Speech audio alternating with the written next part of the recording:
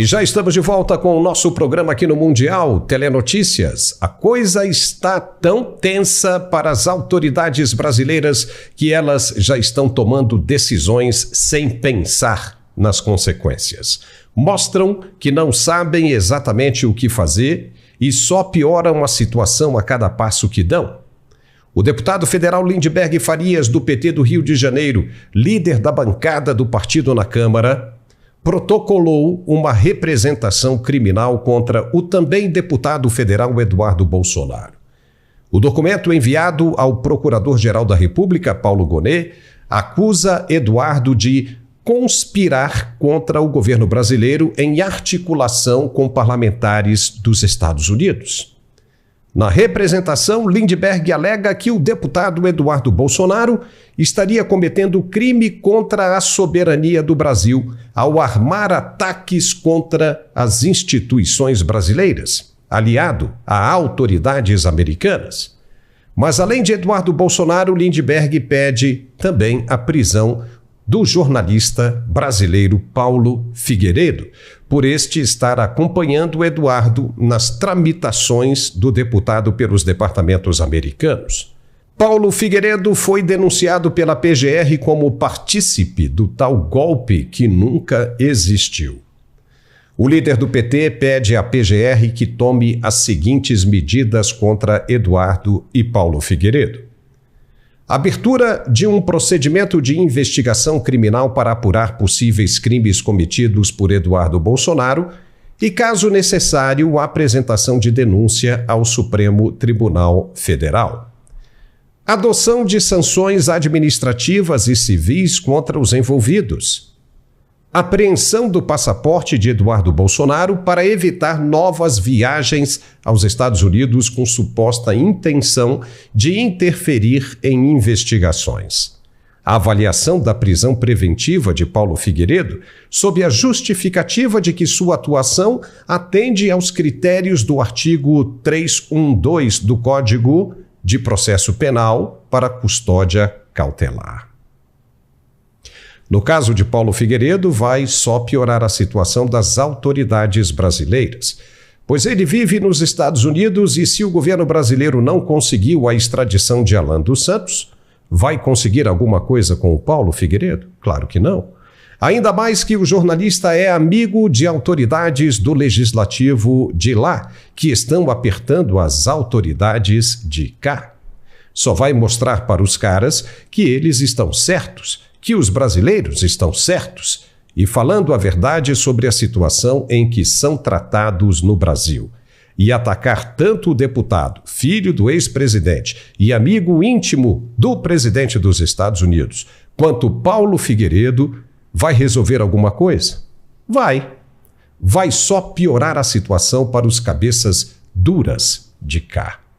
Tem muita gente achando que isso é maravilhoso demais, porque toda vez que essas autoridades se debatem em Brasília, acabam fornecendo mais provas e combustível para as ações internacionais, e os caras não percebem isso, porque são cabeças duras, estão cegos e não sabem como proceder. O deputado Lindbergh Farias acabou registrando uma prova disso, ao gravar um vídeo no próprio X, falando do que ele e a bancada governista pretendem fazer contra Eduardo Bolsonaro e Paulo Figueiredo. Ele disse que a presidente do PT e namorada dele, Gleisi Hoffmann, vai pedir a cassação do mandato de Eduardo Bolsonaro na Comissão de Ética da Câmara. Veja. E a presidente Gleisi Hoffmann está entrando pelo Partido dos Trabalhadores com a representação na Comissão de Ética para a gente cassar o mandato de Eduardo Bolsonaro por essa política de traição aos interesses nacionais, uma política lesa-pátria. Eita!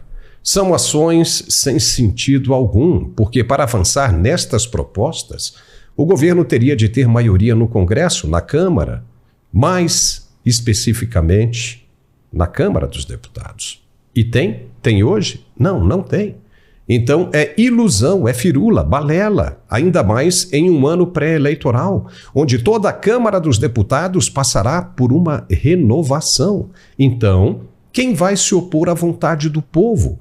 Quem, para depois não conseguir ser reeleito? Me diga, quem? Mas isso serve para você ver o nível de insensatez desse povo.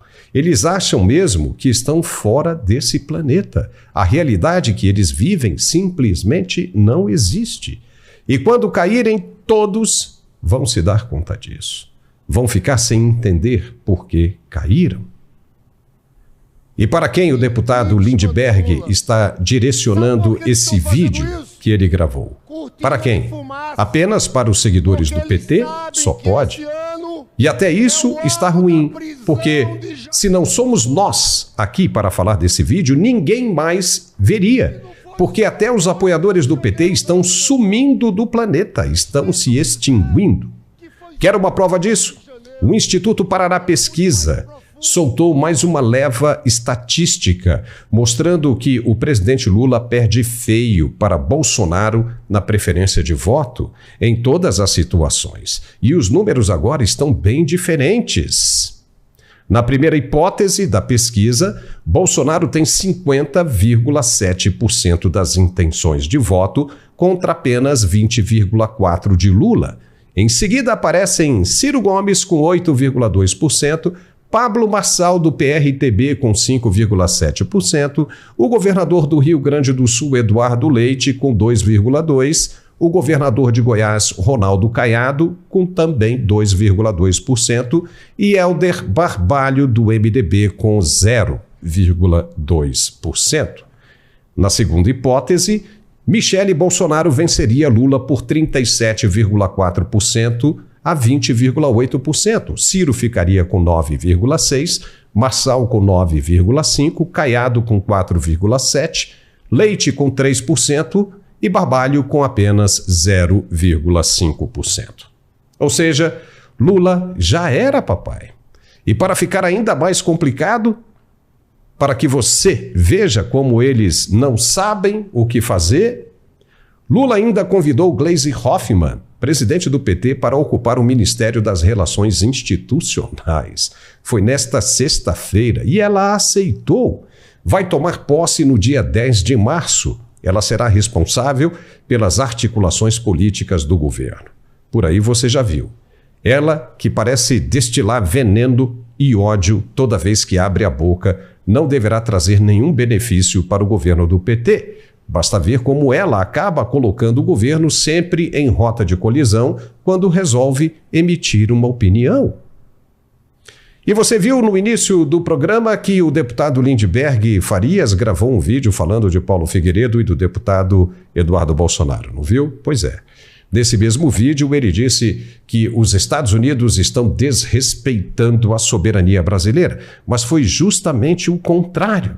Foi o Brasil quem primeiro desrespeitou a soberania americana e agora está achando ruim. Só para que você saiba, no dia 30 de julho de 2020, o jornal O Globo, assim como vários outros meios de comunicação, noticiou que o ministro Alexandre de Moraes determinou o bloqueio de perfis bolsonaristas no Twitter, hoje X, a nível internacional, ou seja, no mundo todo. E isso se repetiu por muitas vezes ao ponto do Facebook soltar a seguinte nota na época, abre aspas. O Facebook havia cumprido com a ordem de bloquear as contas no Brasil ao restringir a visualização das páginas e perfis a partir de endereços IP no país. Isso significa que pessoas com endereço IP no Brasil não conseguiam ver os conteúdos, mesmo que os alvos da ordem judicial tivessem alterado sua localização IP. A mais recente ordem judicial é extrema, representando riscos à liberdade de expressão fora da jurisdição brasileira e em conflito com leis e jurisdições ao redor do mundo, devido à ameaça de responsabilização criminal de um funcionário do Facebook Brasil.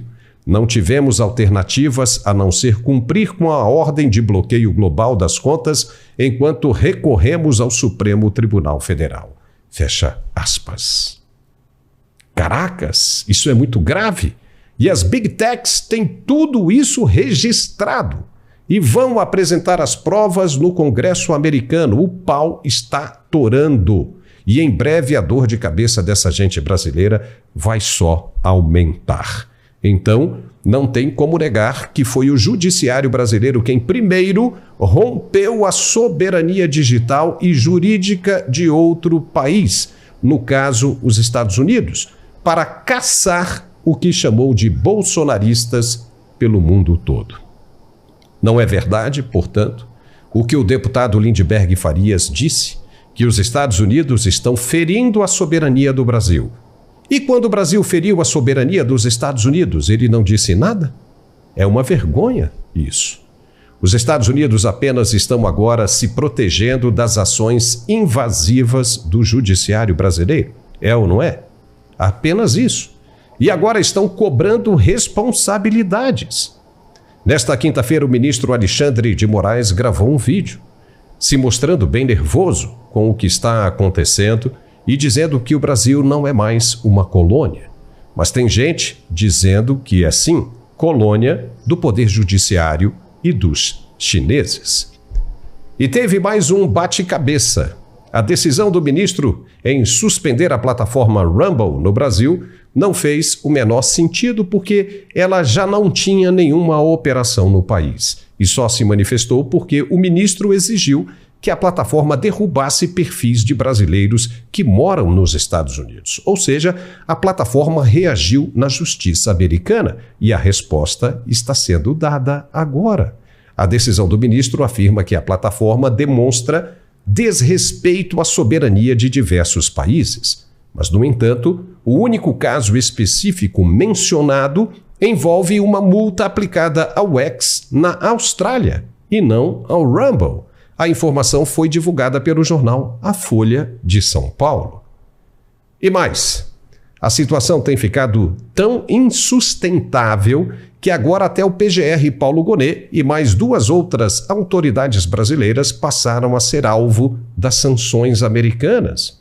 Parlamentares norte-americanos alinhados ao presidente Donald Trump defendem a aplicação das mesmas sanções contra Paulo Gonet e o delegado da Polícia Federal Fábio Shaw, devido ao papel de ambos em inquéritos que resultaram no bloqueio de perfis de políticos e militantes de direita nas redes sociais. Eita nós! Vamos conversar agora com o nosso comentarista de geopolítica, Gerson Gomes, que está lá nos Estados Unidos. Gerson, seja muito bem-vindo. A cada momento que passa, fica pior a situação. Agora até o PGR entrou nessa meta dos congressistas americanos. Quem mais pode ser incluído, Gerson? Seja bem-vindo. Muito bom estar de volta, Paulo. E realmente a lista de pessoas que colaboraram com todo esse estado de deterioração do que a gente pode chamar de razoabilidade, do que aqui a gente chama nos Estados Unidos de rule of law, do Estado de Direito no Brasil, e muita gente que nós poderíamos dizer que são pelo menos cúmplices ou corresponsáveis.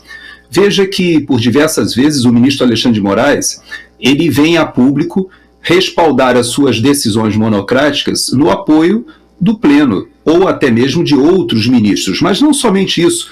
Nós vimos na última semana o próprio ministro Barroso, o ministro Gilmar Mendes, saindo em defesa, até o ministro Flávio Dino, saindo em defesa das decisões ou das atitudes de Alexandre de Moraes e evocando uma certa visão de que o Brasil precisa preservar a sua soberania.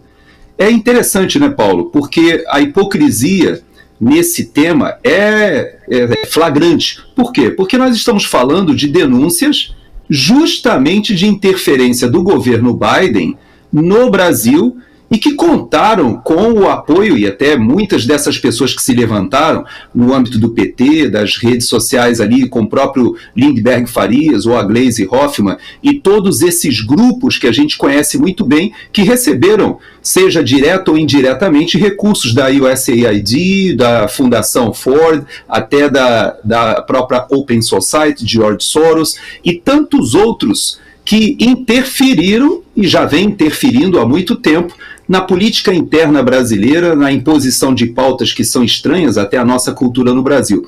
Então você veja que para algumas coisas eles se sentem indignados com a interferência dos Yankees americanos, como são ditos muitas vezes, que são imperialistas, mas para aquilo que lhes convém, eu posso te dizer que eu fui a Washington me encontrar com os parlamentares brasileiros tentando se reunir lá no início, nas primeiras tratativas com alguns parlamentares americanos, e sabe o que a gente descobriu?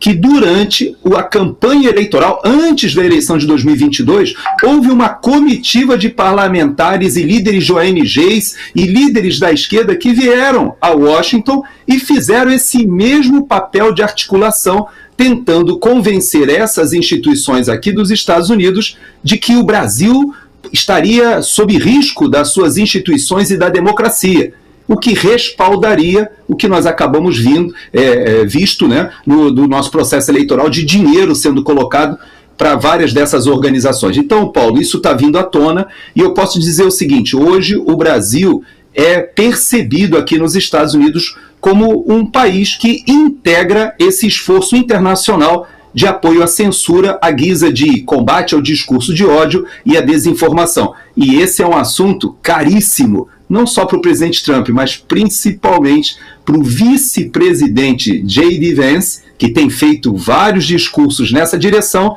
e por que não dizer do Elon Musk, que conhece muito bem e já se manifestou nas redes sociais dizendo que essas pessoas que promoveram a censura no Brasil serão responsabilizadas mais cedo ou mais tarde, Paulo.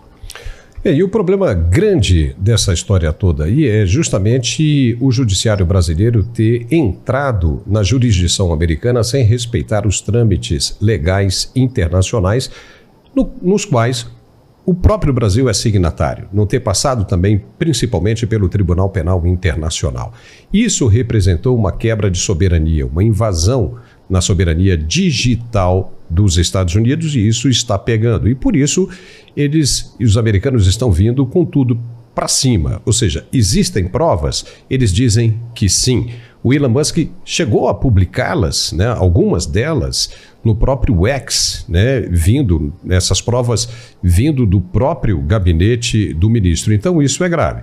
E essas Big Techs, né, você está aí nos Estados Unidos, sabe muito bem disso, elas serão convocadas para depor no Congresso americano e vão apresentar todas essas provas, que vão apenas confirmar a necessidade de aprovação da lei que está sendo estudada, discutida nesse exato momento em caráter de urgência. Obviamente que isso tem preocupado as autoridades brasileiras, porque sabem, né, no fundo, sabem, né, se estiveram realmente envolvidas nessa situação, sabem que essas provas serão contundentes e dificilmente caberá uma defesa nessa situação. E a informação que se tem é de que o presidente Donald Trump está esperando uma posição agora do governo Lula com relação ao judiciário brasileiro para que ele possa tomar mais um passo nessa medida.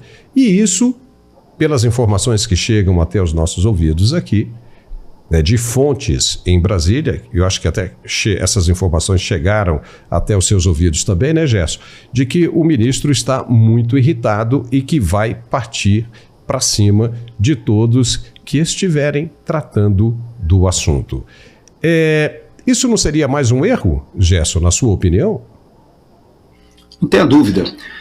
De certa forma, o Brasil, com aquela nota, ele escalou a crise e vestiu a carapuça e transformou um assunto que ainda estava sendo tratado como setorizado em um assunto de Estado. Agora, isso era esperado, né, Paulo? Há quem diga que aquela nota foi redigida a quatro mãos, ou pelo menos foi revisada pelo ministro Alexandre de Moraes e pelo Celso Amorim, representando não somente um olhar, né, ideológico do Celso Amorim, mas eu vou além. Eu creio que a essa altura o Executivo e o Judiciário, particularmente no que diz respeito ao Supremo Tribunal Federal, eles não têm mais nenhum escrúpulo de, pelo menos, demonstrar que trabalham juntos. de uma maneira muito coordenada. Veja que aquelas reuniões que foram agendadas, né, de análise da conjuntura entre o Supremo Tribunal Federal e o presidente da República, que foram tratadas com certo constrangimento no passado, hoje o que nós vemos é, de fato, ministros da Suprema Corte deixando o STF e assumindo cargos nos ministérios e ministros do governo Lula assumindo cadeiras e vestindo a toga do STF. Isso é óbvio. O advogado pessoal do presidente hoje está no STF. Hoje nós temos um ex-advogado do PT que está no STF. Então a gente tem toda uma estrutura que leva, pelo menos a população, a entender ou tem essa percepção no Brasil e acaba isso transbordando para aqui, para os Estados Unidos e para a comunidade internacional, né, Paulo? De que existe realmente um governo, uma ditadura, uma imposição, um estado de exceção que é um pouco híbrido, ao contrário de outros países, né, que a gente já conhece, em que o poder executivo ele oprime a sua população. No Brasil isso é feito de uma maneira mais sofisticada, porque o poder executivo, na verdade, utiliza a Suprema Corte do país para avançar tanto sobre o poder legislativo quanto sobre a população. Então, essa é a percepção, você está certo. Aqui fora existe uma preocupação com vários temas. E eu ouso afirmar, Paulo, que o problema não foi esse, no avanço aqui sobre a legislação, sobre a população dos Estados Unidos. Eu creio que isso foi mais um pretexto, acho até que foi uma estratégia muito inteligente do Rumble e até dos advogados, porque caracteriza que eles estão defendendo os interesses das empresas e dos americanos. Mas, na verdade, Paulo, a essa altura do campeonato, todos sabem que o que aconteceu com Felipe Martins, por exemplo, dos meses que passou na prisão, inclusive em solitária, por causa de uma pretensa entrada aqui nos Estados Unidos, isso está sendo investigado. Obviamente, houve colaboração de algum funcionário americano e talvez até algum brasileiro trabalhando junto à imigração ali em Orlando. Existem investigações muito adiantadas nesse sentido para detectar como foi forjado aquilo que, de certa maneira, fez o pano de fundo para a prisão do Felipe Martins. Mas não só isso, não. Sabe que há assessores que pediram para Ana Paula, a nossa musa do vôlei, que hoje é uma comentarista ali da Oeste, companheira nossa, jornalista inteligentíssima, mas pediram para que ela mandasse documentos traduzidos explicando como foi isso da oitiva do ex-ajudante de ordens do presidente Bolsonaro, que teria sido ameaçado pelo próprio juiz numa tratativa de colaboração nesse processo, que nós vimos ali com o Cid sendo pressionado, chorando, desmaiando, voltando atrás, dizendo que estava sendo realmente tratado de uma forma que o Gilmar Mendes, algum tempo atrás, caracterizaria lá na Lava Jato como tortura. Tudo isso, Paulo, ao contrário do que a gente pensa no Brasil, já está sendo compreendido aqui nos Estados Unidos. Então já não é mais uma questão de liberdade de expressão, mas também avança nos direitos humanos, avança em outras atitudes, e você está corretíssimo. O presidente Trump, ele exigirá, em algum momento, uma posição oficial do governo brasileiro, se respalda ou não. Me parece que não existe a opção de não respaldar. Eu não sei se você viu essa semana, o Maduro, ele voltou atrás. O Maduro achicou, como a gente diz no Rio Grande do Sul. Ele fez uma declaração dizendo que o Trump, e não mais falando como você imita muito melhor do que eu, que é fascista, Trump, você imita, você faz a imitação perfeita. Mas o Maduro, em vez de falar fascista, ele falou assim, ele afinou, ele chegou, Mr. Trump, esse trem de Aragua, nós também não queremos aqui não. O senhor está certo de mandar eles embora. Sabe quem foi que levou eles aí para dentro dos Estados Unidos? Foi a Colômbia junto com o Biden. Rapaz, o Maduro ainda entregou o Biden, botou a culpa no Biden, disse que a culpa do trem de Aragua está lá nos Estados Unidos traficando e fazendo toda aquela confusão aqui nos Estados Unidos, é culpa da Colômbia. Então você vê que muita coisa está mudando. E aí eu te faço a provocação, será que o Lula vai fazer igual o Maduro? Ele vai chegar numa hora e vai dizer assim, olha, esse negócio do Alexandre de Moraes, TSE, receber dinheiro da USAID, isso é coisa do Biden com o Alexandre de Moraes. Me tira, me deixa fora dessa. Será que ele vai fazer isso também, Paulo? Pois é, isso aí a gente não sabe, né? Porque até que ponto né, o executivo está de mãos dadas, né, com o judiciário. Porque no Brasil nós temos uma situação completamente diferente, né? Você lembra muito bem que o próprio ministro Gilmar Mendes disse que o presidente Lula está eleito graças ao Supremo, não é? Que acabou tirando da cadeia, anulando todos os processos, e o presidente Lula foi eleito. Se não fosse o Supremo, ele não teria chegado à presidência da República. Como é que funcionaria isso na cabeça do presidente? Como uma relação de dívida? Então é uma coisa complicada. Tem muita gente dizendo, né, nos corredores em Brasília também, que não há saída para essa turma que está envolvida, que a única saída aí agora seria, de repente, a esperança de aumentar o tom, sair para a briga, para a guerra, para o extremo total, na esperança de que o governo americano afinasse. Opa, os caras estão partindo para a briga, então vamos recuar? Vamos recuar? Só que isso não acontece, né, Gerson? Não vai acontecer.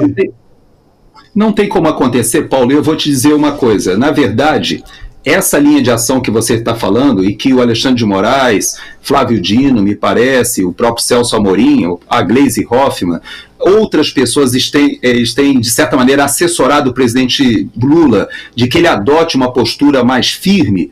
Eu creio que isso tem a expectativa de contar com uma indignação da população brasileira com uma interferência americana.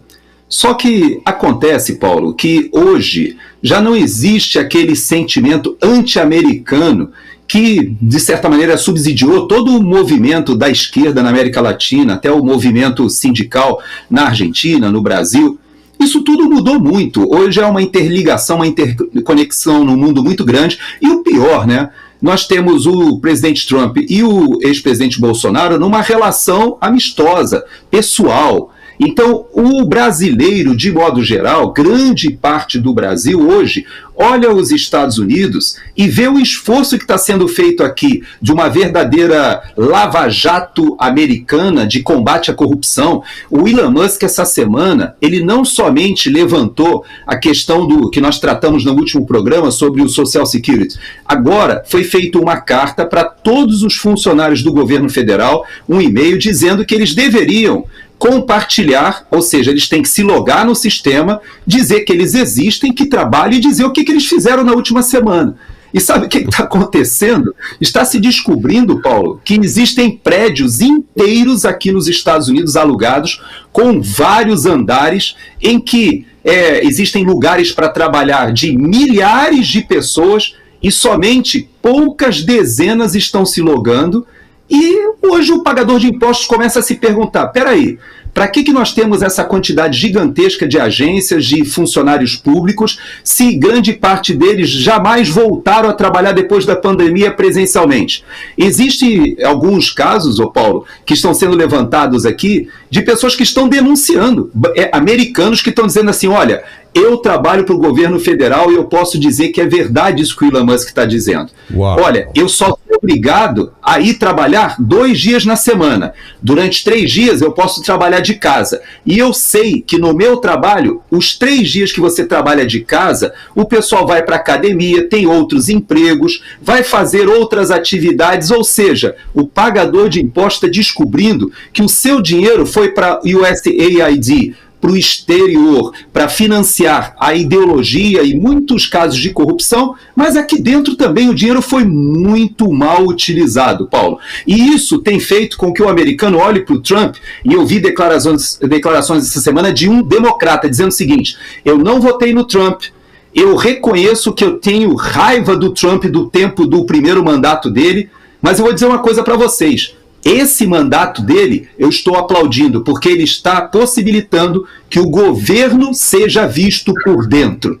E olha, aqui nos Estados Unidos, Paulo, eles estão tendo a oportunidade de fazer uma reflexão que talvez no Brasil a gente precise. Muita gente está dizendo que o americano vai salvar o Brasil. Não. Quem tem que salvar o Brasil, Paulo, somos nós. Se nos indignarmos, se tivermos vergonha na cara, como o americano agora está se indignando e está respaldando essas ações do presidente Trump, Paulo.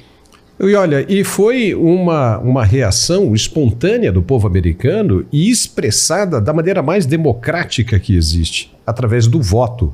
No ano que vem, nós temos eleições no Brasil, 2026, está se aproximando e com uma rapidez incrível. Estamos chegando agora no último dia do mês de fevereiro e as coisas estão acontecendo. E pelo que a gente está vendo, né, Gerson, se tiver que haver uma reação por parte do Brasil, Trump está fazendo a parte dele, mas como você disse, o resto, a conclusão, tirar o bolo do forno tem que ser feito com o brasileiro. Só que aí nós temos 3 poderes nessa situação.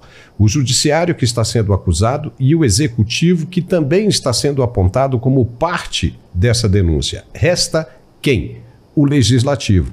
Mas, ontem, o presidente do Senado, que é quem deveria tomar qualquer atitude para fiscalizar essa situação no judiciário, disse que um impeachment não seria bom nessa hora. Então fica difícil porque está todo mundo, né, pensando no Brasil do mesmo jeito. Aí você vem com essa história do Paulinho da Força, né, não sei se você viu isso, querendo passar um projeto na Câmara para também punir cidadãos estrangeiros no Brasil que estejam atacando as instituições democráticas via redes sociais. Obviamente que isso não vai passar, não existe a menor possibilidade de passar por 2 motivos. Primeiro que falta maioria no Congresso Nacional para se aprovar uma proposta dessa, mesmo com todo o dinheiro de emenda. Não sei se você concorda com isso. E segundo que nós estamos num ano pré-eleitoral e em 2026, a Câmara e 2/3 do Senado serão trocados. A Câmara toda será renovada, ou seja, alguns serão reeleitos se merecerem, e muitos merecem, mas outros não conseguirão se reeleger. Então, se você pensa em votar uma proposta dessa para punir estrangeiros, principalmente americanos, dentro do Brasil, vai causar uma rejeição muito grande a esses parlamentares. Você acredita que uma proposta dessa teria chances de passar? Não acredito que teria chances de passar e vou além. Nós temos no Brasil um Congresso que não é um Congresso de esquerda. Nós precisamos entender que a esquerda ela vem definhando no Brasil desde as eleições de 2016, antes mesmo da eleição de Bolsonaro. As eleições municipais de 16, as eleições municipais de 20 e de 24, elas mostraram uma tendência no Brasil de afastamento do eleitor das propostas progressistas de esquerda. E quem cresceu durante esse período? O centro.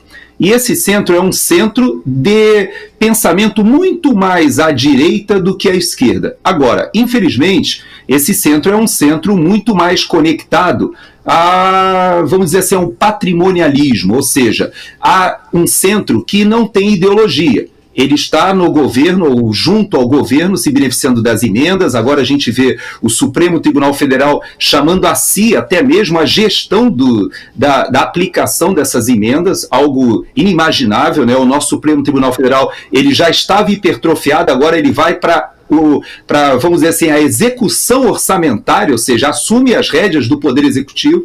É estranho isso que está acontecendo, mas pior do que isso, eu vejo o próprio Congresso Nacional se apequenando nessa crise que nós estamos vivendo. Agora, qual é a solução, Paulo?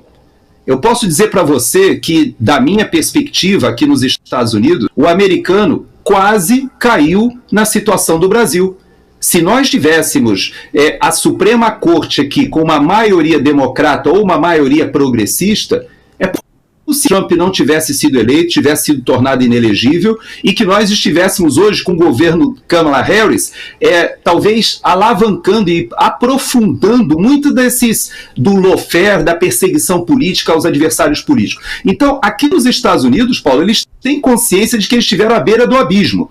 A pergunta que eu te faço é a seguinte: a nossa elite no Brasil tem essa consciência? Você viu que aqui, até mesmo as big techs que você falou que estão sendo chamadas agora para falar no Congresso sobre a censura que elas foram submetidas no Brasil, mas você vê que, por exemplo, eu vi uma notícia dessa semana que o próprio Jeff Bezos, ele que é dono da infraestrutura de muito do que a gente vê nas redes sociais, porque a Amazon ela acaba sendo responsável pela infraestrutura de onde trafega todos esses dados das redes sociais. O Jeff Bezos, que é dono também do Washington Post, ele já retirou ali o editorial de opinião e disse o seguinte: não, agora nós vamos apoiar a liberdade de expressão. Então você vê que há um movimento da sociedade americana. O americano ele deu a maioria na Câmara, no Senado, ele tem a maioria na Suprema Corte e elegeu o presidente Trump para ele cumprir uma agenda propositiva. E no Brasil, Paulo, as nossas elites, elas estão indignadas com o que está acontecendo?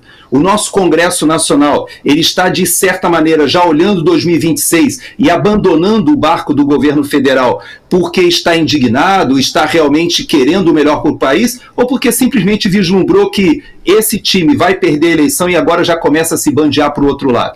Então a gente precisa, sim, Paulo, que os operadores do direito, os políticos, os empresários, os militares, as elites do país olhem para a nossa situação com a indignação que o brasileiro, que o americano viveu aqui, e transforme isso, como você disse, no voto. E eu vou, por último, dizer o seguinte: a nossa solução está na eleição do Senado, é verdade, mas também no presidente da República. Por quê? Porque nós precisamos do Senado para colocar o Supremo Tribunal Federal no seu papel constitucional, é verdade, mas nós também não podemos esquecer que a reconfiguração do STF só pode ser feita com novos nomes. Não vai ser impedindo todo mundo, fazendo impeachment de todo mundo. E o próximo presidente da República vai nomear, Paulo, se eu não me engano, 3 ministros da Suprema Corte. Me parece que Gilmar Mendes, Carmen Lúcia e o Fux terminam dentro do mandato do próximo presidente, entre 2027 e 2030. Então nós teremos possibilidade não somente de retirar da Suprema Corte os ministros que atropelam a Constituição e que tomam decisões à revelia da lei, ou seja, causando muito dessa estabilidade que a gente vê, mas também nomear outros ministros que tenham posições mais responsáveis e mais coerentes, na minha avaliação, Paulo. Existe uma situação que ainda está pendente, né? Que muita gente parou de falar nessa situação por causa desses últimos acontecimentos internacionais. Mas é o julgamento no STF da denúncia feita pela PGR, dos militares e do ex-presidente Bolsonaro. Como é que você vê essa situação? Será que os caras vão colocar fogo no parquinho mesmo, Gerson? Será que, diante do que está acontecendo, os caras não vão ter inteligência suficiente para pensar e vão partir para o ataque? Existe essa possibilidade. Como, por exemplo, eu quero que você responda isso, e também a situação apresentada pelo deputado Lindbergh Farias, que pede a prisão de Paulo Figueiredo e a suspensão do visto de Eduardo Bolsonaro e também a cassação do mandato dele. Qual é a possibilidade disso acontecer diante da situação em que nós estamos vivendo? E qual é a possibilidade disso piorar? Veja que muita gente... Eu vou até contar um caso para você que aconteceu comigo no aeroporto de Fort Lauderdale. Eu estava na fila com a minha esposa para pegar um voo para Nova York ou para New Jersey. E estava ali e, de repente, uma pessoa na fila me viu e falou assim: "O senhor é o Coronel Gerson?" E ele era o atendente da American Airlines. Ele estava ali na fila da American Airlines. Eu fiquei meio sem graça porque a fila estava muito grande. E ele chegou para mim e falou assim: "Coronel, eu quero lhe dizer que eu concordo com o Paulo Figueiredo. O senhor está errado. Quem está certo é o Paulo Figueiredo." Isso na fila do aeroporto de Fort Lauderdale. E você sabe que ele era o gerente do atendimento? Ele abriu uma outra fila, pegou as pessoas que estavam atrás de mim para ir para outra fila e ficou 30 minutos comigo debatendo ali a questão do Paulo Figueiredo. E por que eu te conto isso? Porque você sabe que lá, desde a Jovem Pan, eu e o Paulo debatimos essa questão do que acontecia no Brasil. E o Paulo tinha fontes, eu tinha outras fontes. Depois do 8 de janeiro, nós passamos a militar aqui nos Estados Unidos para tentar nos aproximar dos americanos que pudessem, de certa maneira, ver o que estava acontecendo no Brasil. E eu publiquei nas minhas redes sociais, e aí até faço o convite a você que está nos assistindo, se puder, me seguir lá no X, que é @GersonGomes, porque lá eu publico muito do que a gente debate aqui, eu faço outros comentários. E lá eu publiquei uma foto, Paulo, que eu poderia até ter te mandado, mas eu esqueci. Onde eu estou sentado, eu, Paulo Figueiredo, o senador Magno Malta, com quentinha no colo, no corredor do lado de fora da sala do Chris Smith. Por que eu conto isso? Porque as pessoas pensam que a vida do Paulo aqui, durante esse período, foi uma vida glamurosa, porque claro, ele deu entrevistas para o Tucker Carlson, ele deu entrevistas para os principais jornalistas aqui dos Estados Unidos, ele talvez seja o jornalista brasileiro mais conhecido aqui nos Estados Unidos. Ele fez aquele pronunciamento, naquele dia que a Maria Elvira Salazar levantou a foto do Alexandre de Moraes, 3 pessoas testemunharam ali. O dono do Rumble testemunhou, o próprio Schallenberger foi um dos testemunhas, e o Paulo Figueiredo. Então ele é muito conhecido aqui, só que as pessoas esquecem, Paulo, que foram meses em que ele viajou a Washington, nos levou para conhecer esses parlamentares, batemos nas portas de vários deles que não nos atendiam, ou às vezes só saíam para tirar uma foto, e depois nem queriam saber do que estava acontecendo, porque para eles o Brasil é um assunto muito periférico. Mas você sabe que agora mudou tudo, Paulo. Você sabe que graças a esse esforço, esse trabalho que o Paulo Figueiredo fez, e que o Eduardo Bolsonaro, não podemos esquecer que o Eduardo hoje, ele tem trânsito tanto no poder executivo e legislativo aqui dos Estados Unidos. Ele é recebido nos gabinetes, mas também é recebido no Departamento de Estado, ele é recebido na Casa Branca.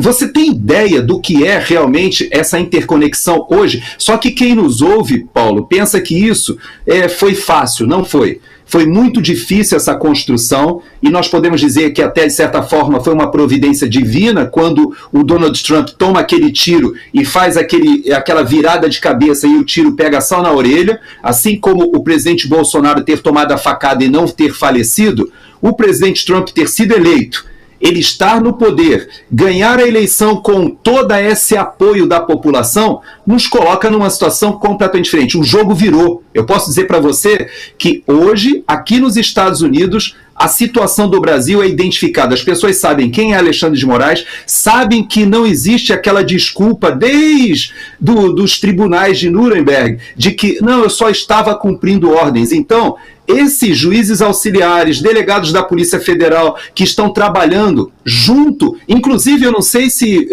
você chegou a comentar, mas eu vi uma matéria da Oeste agora, minutos antes da gente entrar no ar, que fala sobre alguns áudios que foram descobertos onde assessores do ministro Alexandre de Moraes falavam sobre editar imagens do 8 de janeiro para subsidiar as acusações.